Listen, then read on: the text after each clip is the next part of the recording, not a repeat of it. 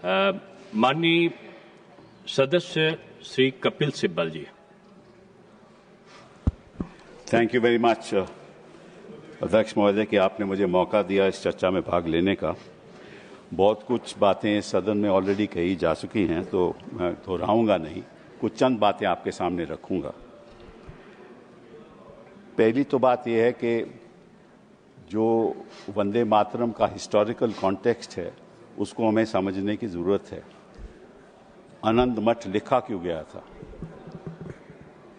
और इसके पीछे जो कॉन्टेक्स्ट है वो ये है कि 1770 में बंगाल में फैमिन हुआ, और जब फैमिन हुआ 1770 में तो निश्चित रूप से जो खाद्यान्न था वो किसानों के लिए उनको मिलना चाहिए था, लेकिन वो मिला नहीं।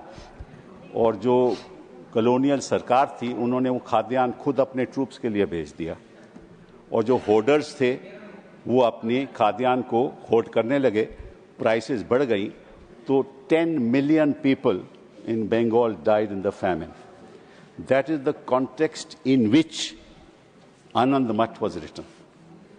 And what Anand Math says is the following, कि उस समय क्या हुआ कि एक सन्यासी का रिबेलियन हुआ, और शांति एक सन्यासन थी जिसका पति उसको छोड़ के चले गया था उसकी कॉलोनियल पावर्स को का सामना करने के लिए, और उस जान देने को तैयार था।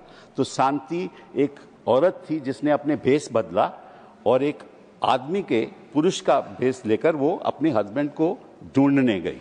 वहां जब उसको मिला तो हस्बैंड तो छोड़ के चले गया था, उन्होंने क्या अब तो हम मिल गए हैं, चल इकट्ठा लड़ाई लड़ते हैं।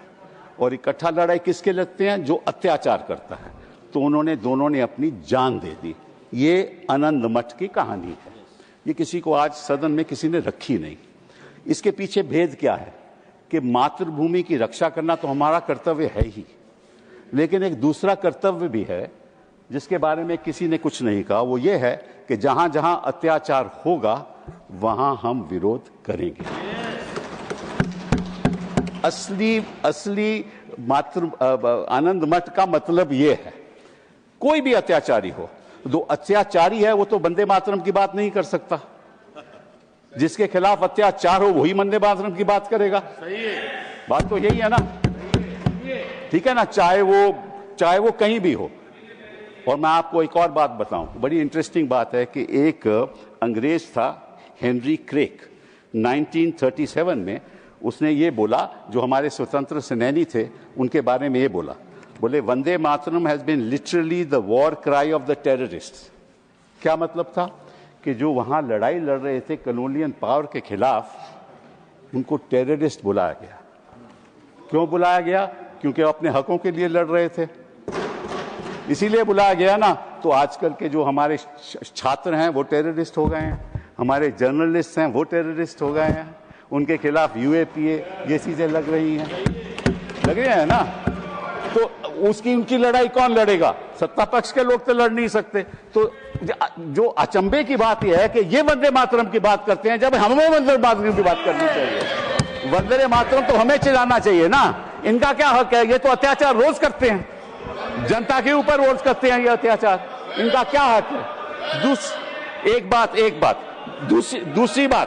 दूसरी बात आपके पास रखना चाहता हूं कि इन्होंने कहा कि ये मुस्लिम अपीजमेंट है, ये इन्होंने बात कही।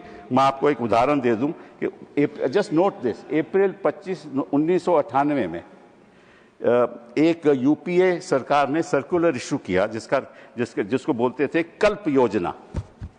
एक सर्कुलर इशू हुआ था, उसके बारे में ये कहा गया कि हर स्कूल में, हर गवर्नमेंट एडेड स्कूल में ये गाना गाया जाएगा, वंदे मातरम। वाजपेयी जी प्रधानमंत्री थे, वहां बड़ा बवाल हो गया और वहां बच्चों को स्कूल से बाहर कर दिया। तो वाजपेयी जी को जब नवंबर में वो उत्तर प्रदेश गए उनको पता चला ये क्या हो रहा है, तो उन्होंने दिसंबर 3-4 में मीटिंग बुलाई और ये सर्कुलर वापस लिया गया। ये इतिहास की बात है। उस समय कोई मुस्लिम अपीजमेंट नहीं थी। वाजपेयी जी ने समझा कि हम विवाद की राजनीति नहीं करना चाहते, और उस समय मालूम जो मंत्री था, जो बेसिक एजुकेशन का मंत्री था, वो रविंद्र शुक्ला था। तो मैं आपको उसका नाम भी दे देती हूं कि इसका क्या मतलब है।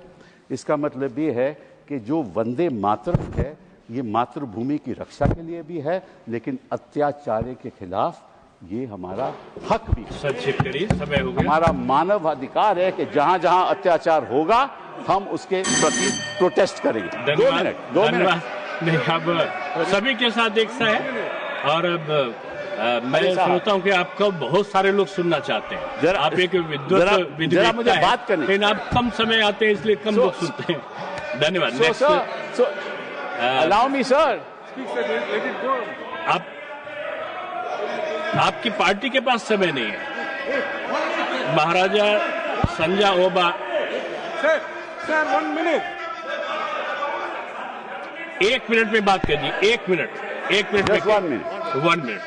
So just want to. One minute. Sir दो छोटी सी बातें आपके सामने रखूंगा। 2 छोटी सी बातें। जब ये बात रविंद्रनाथ टैगोर को बताई गई कि भाई इसमें बड़ी विवाद हो जाएगा, तो रविंद्रनाथ टैगोर जी ने क्या कहा ये मैं आपको बताता हूं। To me the spirit of tenderness and devotion expressed in the first portion, the emphasis to give to the beautiful and beneficent aspects of our motherland made a special appeal, so much so that I found no difficulty in dissociating it from the rest of the poem. And this was endorsed by Gandhi ji. This was endorsed by Gandhi ji. This was endorsed by Gandhi ji.